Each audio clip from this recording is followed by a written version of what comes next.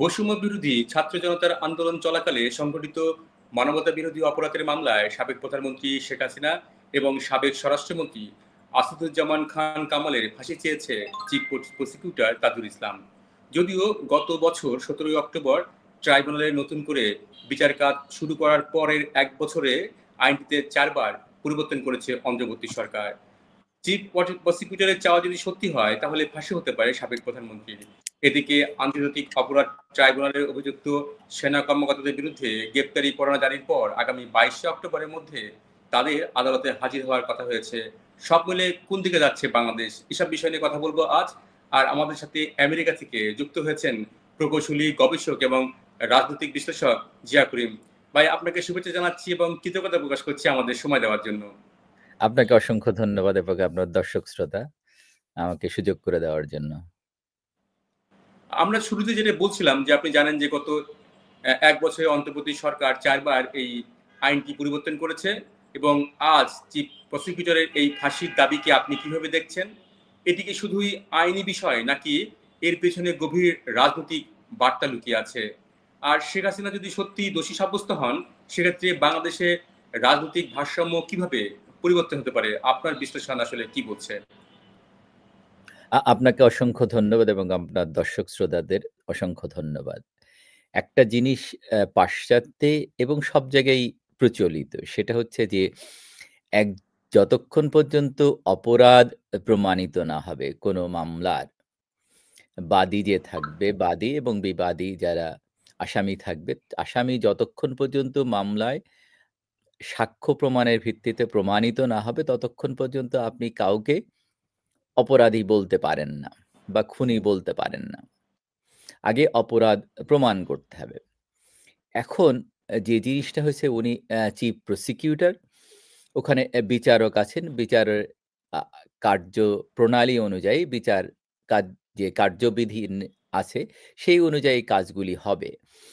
এখন আ একজন আসামি পক্ষের আইনজীবী বা একজন যে আপনার যার বিরুদ্ধে অভিযোগ আছে তার যে আইনজীবী, ২ দিকের আইনজীবী নিয়োগ থাকতে হবে এবং আইনের স্বচ্ছতা থাকতে হবে। এখন আমি একজন আইনজীবী হিসাবে আমি যদি আসামি পক্ষে থাকি বা আমি যদি যাদের আ বাদীর বাদীর আইনজীবী হই, আমি আসামি পক্ষের আসামির ফাঁসি চাইতেই পারি। এখন এইটা সাক্ষ্য প্রমাণ লাগবে এবং এই ডিসিশনটা আসতে হবে বিচারপতির কাছ থেকে, তাই না? এখন বিচারপতি কি রায় দিবে সেইটা নির্ধারণ করবে যে আমি এটা বললাম, সে ওইটা বলল, সেটা তো হবে না। সাক্ষ্য প্রমাণ লাগবে। এখন আপনি যদি তখনকার ঘটনাগুলি বিবরণগুলি দেখেন, আ দেখবেন যে আবু সাঈদের বাবাকে কিছুদিন আগে ডেকেছিল। উনার সাক্ষ্য গ্রহণ করা হয়েছে। বঙ্গবন্ধু কন্যার যে আইনজীবী আছেন তিনি তখন সাক্ষ্য নিচ্ছিলেন। তখন জেরার মুখে উনি বলেছেন যে আবু সাঈদের পেছনে গুলি লেগে উনি যখন গোসল করাতে যান তখন পেছনে রক্ত দেখেছেন, পেছনে গুলির। কিন্তু আমরা ভিডিও ফুটেজে যে জিনিসগুলি দেখেছি তখন যে আ সমস্ত যতগুলি রাবার বুলেট ছোড়া হয়েছে সেইটা তাকে সামনে থেকে ছোড়া হয়েছিল এবং তাকে যখন নিয়ে যাওয়া হয়, আপনি যদি ভিডিও ফুটেজগুলি আনেন, তাহলে দেখা যাবে যে এইগুলি সবই যে সে তাকে চ্যাংদোলা করে নিয়ে যাচ্ছে। মানে যেটা বলে বাংলায়, খাস বাংলায় যে ২ হাত ২ পা ধরে নিয়ে যাওয়া হচ্ছে। ওখানে কোনো রক্তের দাগ কিন্তু নেই। তাহলে একজন মানুষ তার অনেক পরে আবু সাঈদ মারা গেল। এই আবু সাঈদের কারা মারল? প্রশ্ন আসে সেখানে। আইন তো চাবে সাক্ষ্য প্রমাণ। এখন এই কারা মারল সেটা একটা প্রশ্ন। এখন আপনি যদি দেখেন যে এইটা একটা সুপরিকল্পিত হত্যাকাণ্ড। এই হত্যাকাণ্ডের পেছনে আছে স্বাধীনতা বিরোধীরা। কেন আমি বলছি দেখেন, আ আপনার মনে থাকার কথা ডক্টর হুমায়ুন আজাদ একটা কথা বলেছিলেন যে, একটা সময় আসবে যখন এই মুক্তিযোদ্ধাদেরকে আ দেশ ভাগ করার অপরাধে বিচার করা হবে। এখন আমরা সেই অবস্থাটাই দেখছি। ক্ষমতার কেন্দ্রবিন্দুতে এখন নিয়ে এসছে স্বাধীনতা বিরোধীদেরকে জামাত ইসলামে গিয়ে। আপনারা দেখেছেন মাইলস্টোনের যে আম ছাত্রদেরকে নির্মমভাবে হত্যা করা। আমি একটা হত্যা বলি, এই কারণে বলি যে ওখানে কোনো আ যুদ্ধ বিমান চালানোর কথা না, সেখানে চালিয়েছে এবং যখন যে পাইলটটি ওখানে ওই বিল্ডিং এ হিট করে, সে কিন্তু ইজেক্ট করেছে। ওই এত নিচে থেকে ইজেক্ট করার কথা না এবং সে জীবিত ছিল। কিন্তু তারপরে তার কোনো সাক্ষাৎকারে দেখিনি। সুতরাং এই হত্যাকাণ্ড। এই হত্যাকাণ্ডের পরে দেখলাম যে জামাতের আমির হসপিটালে গেলেন, বিএনপি তাদের কি কাজ? তাদের ফাংশন কি ওখানে? আবার কয়েকদিন আগে মিরপুরে আ আপনার একটা ফ্যাক্টরিতে আগুন ধরেছিল, সেখানে অনেক মানুষ মারা গেছে। সেখানে এই জামাতের নেতার কি কাজ? তারে মানুষের সহমর্মিতা পাওয়ার জন্য তারা বিভিন্নভাবে ফন্দি আঁটে, ইসলাম ধর্মকে ব্যবহার করে। কিন্তু মানুষ এটা ভুলে গেলে হবে না যে ১৯৭১ সালে এই জামাত এবং তার সহযোগী সংগঠন তৎকালীন পাকিস্তান সেনাদের সহযোগী সংগঠন ছিল। এদের নেতৃত্বেই ২ লক্ষ মানুষকে শহীদ করা হয়। ৩০ লক্ষ মানুষকে শহীদ করা এবং ২ লক্ষ মা-বোনের ইজ্জত নিয়ে নেওয়া হয়। সুতরাং তারা চাইছে যে এই মুক্তিযোদ্ধাদের যদি এখন বিচার করে ফাঁসি দেওয়া যায় এবং আপনি যুদ্ধ অপরাধীদের যে বিচার কার্য উম উম বাস ইয়া ৭২ সালে ৭১ এর পরবর্তীতে শুরু হয়েছিল, সেইটা পরবর্তীতে জিয়াউর রহমান সাহেব এসে ওই আইনটা বাতিল করে, ঘাতক দালাল আইন বাতিল করে দেন এবং এই কার্যক্রমটা বন্ধ হয়ে যায়। কিন্তু বঙ্গবন্ধু কন্যা বারবার বলে আসছিলেন যে যুদ্ধ অপরাধীদের বিচার হবে। ২০০৯ এর ক্ষমতা নেওয়ার পরে উনি এই কার্যক্রম শুরু করেন এবং তাদের ফাঁসি আ কা নি কা নিশ্চিত করেন। কিন্তু এই প্রতিশোধের জন্যই তারা এই প্লটটা করেছে যে এর মাধ্যমে মুক্তিযুদ্ধ এবং মুক্তিযোদ্ধাদেরকে ফাঁসি দিয়ে মুক্তিযুদ্ধকে কলঙ্কিত করা হবে। এর বাইরে আর কিছুই না। আপনি যদি দেখেন যে প্রেসিডেন্ট ট্রাম্প ক্ষমতায় আসার পরে ১ম এই বলেছেন বাংলাদেশকে অশান্ত করার জন্য USAID এর মাধ্যমে জর্জ সরোস এবং তার প্রতিষ্ঠান ১৯ USAID এর মাধ্যমে ২৯ মিলিয়ন ডলার দিয়েছে গত বৎসর শুধু বাংলাদেশকে। এর আগে তো আরো ১০৪ মিলিয়ন গিয়েছে। সুতরাং এইটা যে একটা পরিকল্পনার অংশ এবং ইউনূস সাহেব বারবার অ্যা প্রেসিডেন্ট ক্লিনটনের সামনে ক্লিনটন ফাউন্ডেশনের একটা অনুষ্ঠানে যে এটা meticulously ডিজাইন এর একটা অংশ।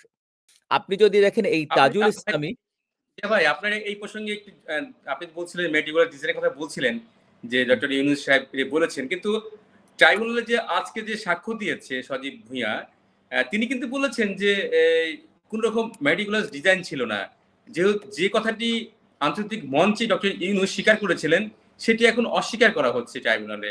এটি কি আসলে ইউনূস সাহেবের বক্তব্যের সাথে সাংঘর্ষিক হয় কিনা? বা ইউনূস সাহেব কি ডেফিনিটলি ভুল বলেছেন সাংঘর্ষিক নাকি হয়। ঠিক বললেন? ডেফিনিটলি সাংঘর্ষিক হয়। আ এখন এইটা তো এখন তো আর আগের যুগ নেই। এখন কল রেকর্ড আছে। সবকিছু রেকর্ডিং আছে। আর আপনি এআই দিয়ে জেনারেট করতে পারেন যেটা বঙ্গবন্ধু কন্যার বিভিন্ন কল সেইটা এআই দিয়ে জেনারেট করা বোঝা যায়। কিন্তু এইটা বিশ্ব মঞ্চে বলেছেন। এটা কিন্তু বাংলাদেশে বলেননি। এটা বিশ্ব মঞ্চে যুক্তরাষ্ট্রে নিউ ইয়র্কে মঞ্চে দাঁড়িয়ে উনি ক্লিয়ারলি বলেছেন।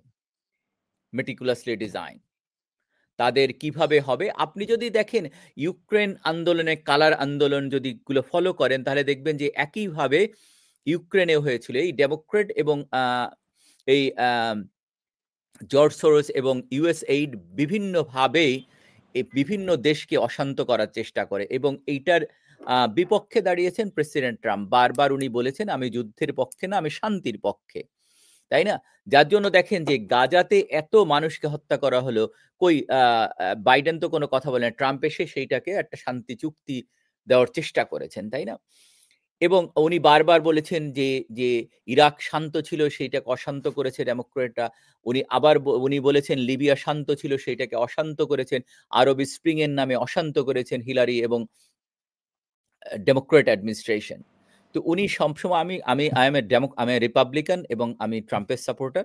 আমি বারবার বলি ট্রাম্প কখনো যুদ্ধ চান না, উনি শান্তি চান। এবং উনি বারবার বলেছেন এই কথা। যার জন্য এখন ইউনূস সাহেব ওনার কথা এই দেখছেন যে ইউনূস সাহেব যখন আমেরিকা যুক্তরাষ্ট্রে এসেছিলেন এইবার কিন্তু উনি অনেক চেষ্টা করেছেন ট্রাম্প অ্যাডমিনিস্ট্রেশন দেখা করতে পারেননি। উনার উনার যে জ উনার যে ভাবমূর্তি ছিল সেটা অনেক ক্ষুণ্ণ হয়েছে যে যুক্তরাষ্ট্রে পারেননি। যুক্তরাজ্য ইংল্যান্ডে যে প্রধানমন্ত্রী দেখা করেননি। কিছুদিন আগে ইটালিতে সফর করেছেন। ইটালির নেতাও দেখা করেননি। সুতরাং একজন মানুষের যদি লজ্জা থাকে তাহলে আর কোন দেশে যাওয়ার কথা না। উনি সরকারি খরচে উনার ব্যক্তিগত সফরগুলি গত ১৪ মাসে ১৪ টা দেশ সফর করেছেন। পৃথিবীর ইতিহাসে বা আপনি পূর্ববর্তী সরকারের দেখেন বেগম জিয়া ক্ষমতায় ছিলেন, এরশাদ ক্ষমতায় ছিলেন, বঙ্গবন্ধু ক্ষমতায় ছিলেন, বঙ্গবন্ধু কন্যা ক্ষমতা ছিলেন। তারা এইরকম নিজস্ব পার্সোনাল ভিজিট করেছেন কিনা? আপনি ইংল্যান্ডে ইংল্যান্ডে কি উনার সরকারি সফর ছিল? এইখানে যে কোটি, কোটি টাকা খরচ করা হলো জনগণের ট্যাক্সের টাকা, এই টাকার দায়ভার কে নিবে? সুতরাং ওনারা বললে হবে না। সেইজন্য বললাম যে এইটা সুপরিকল্পিতভাবে মুক্তিযোদ্ধাদেরকে কলঙ্কিত করার জন্য, মুক্তিযোদ্ধাদেরকে ফাঁসি দেওয়ার জন্য ওনারা এইভাবে একটা ক্যাঙ্গারু কোর্ট দাঁড় করিয়েছেন, যার কোনো বৈধতা নেই। আপনি সাংবিধানিকভাবে এখন পর্যন্ত বাংলাদেশের প্রধানমন্ত্রী বঙ্গবন্ধু কন্যা শেখ হাসিনা। উনাদের কোনো সাংবিধানিক বৈধতা নেই বিচার করার। এখন ওনারা জোর জবরদস্তি করে বিচার করতে চাচ্ছেন। করলে করতে পারেন, কিন্তু জনগণ, বাংলাদেশের জনগণ এটা মেনে নিবে না। জনগণ এখন বুঝতে পারছে। যার জন্য জনগণ বিভিন্ন মিছিল মিটিং দেখছেন যে একটা দেশ বিক্রি করা, দেশ ধ্বংস করার। কিছুদিন পরে দেখবেন যে যেটা হয়েছে, যে বাংলাদেশের যে পরিস্থিতি হয়েছে, আপনার একটা হিউজ গার্মেন্টস সেক্টর ছিল, সেইটাকে ধ্বংস করা হচ্ছে। আপনার টায়ার ইন্ডাস্ট্রিটা ধ্বংস করে দেওয়া হয়েছে। আপনার সেন্ট মার্টিন যে পর্যটন যেটা ছিল বাংলাদেশে হিউজ পর্যটন আম শিল্প ছিল, যেটাকে ধ্বংস করে দেওয়া হয়েছে। যার জন্যই আম আপনার এই কক্সবাজারের বিমানবন্দর। কিন্তু মজার বিষয় হচ্ছে এই কক্সবাজারকে কেন আন্তর্জাতিক বিমানবন্দর হিসেবে ঘোষণা করা হয়েছে, এটা কি আপনারা কখনো চিন্তা করেছেন? রিসেন্টলি এটা করা হয়েছে। কেন করা হয়েছে জানেন? আগে ঢাকা হয়ে যেকোনো যে পিটার হাস যেত, ঢাকা হয়ে যেত, মানুষ বুঝে যেত, মানুষ জেনে যেত। অথবা এখন যদি আপনার এই কক্সবাজারের নামে আপনি জানতে পারবেন না, ঢাকার সাংবাদিকরা জানতে পারবে না, ওখানে গোপনতা রক্ষা করতে পারবে। সেজন্যই এটা করা হয়েছে। এর বাইরে হচ্ছে যে আমাদের যে এই বঙ্গোপসাগরে পৃথিবীর যত আম আ ন্যাচারাল রিসোর্স আছে তার ৪০% এই বঙ্গোপসাগরে আছে। তো এইটাকে হাতিয়ে নেওয়ার একটা পায়তারা চলছে। কিন্তু আমার মনে হয় না ট্রাম্প অ্যাডমিনিস্ট্রেশন এটার দিকে যাবে এবং উনি আ কোনো সময় যুদ্ধ বা যুদ্ধের পক্ষে না, উনি শান্তির পক্ষে। আমি আশা রাখি উনি শান্তির দিকে আগাবেন এবং বাংলাদেশ থেকে এই অবৈধ দখলদারকে উৎখাত করবেন আমার মনে হয়। এবং আ এই ব্যাপারে যদি জনগণ রাস্তায় নেমে আসে, উনি আপনি এই সরকারকে সমর্থন দিবেন না। কারণ উনি অশান্ত বা অশান্তি কোথাও চান না, উনি শান্তি চান।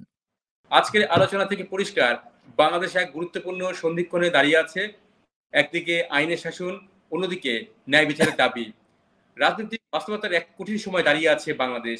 চূড়ান্ত রায় যেদিকে যাক, এই প্রভাব পড়বে শুধু রাজনীতিতেই নয়, পুরো দক্ষিণ এশিয়ার ভূ রাজনীতিতেও। ধন্যবাদ জিয়া করিম ভাই আপনার গুরুত্বপূর্ণ বিশ্লেষণের জন্য এবং আমাদের সময় দিয়ে দিয়েছেন, এই জন্য কৃতজ্ঞতা জানাচ্ছি আপনাকে। প্রিয় দর্শক, আপনি আপনাকে অসংখ্য ধন্যবাদ। মন্তব্য করতে পারেন জিয়া করিম ভাইয়ের যে বিশ্লেষণ করলেন সেই বিষয়ের সাথে আপনি যদি একমত হন সেটাও জানাতে পারেন, বা আপনার কোনো দ্বিমত থাকলে সেটিও কমেন্টে লিখুন। আর আমাদের ভিডিওটি শেয়ার করুন, লাইক দিন এবং সম্ভব হলে আমাদের চ্যানেলটি সাবস্ক্রাইব করুন। এতক্ষণ আমাদের সঙ্গে থাকার জন্য ধন্যবাদ।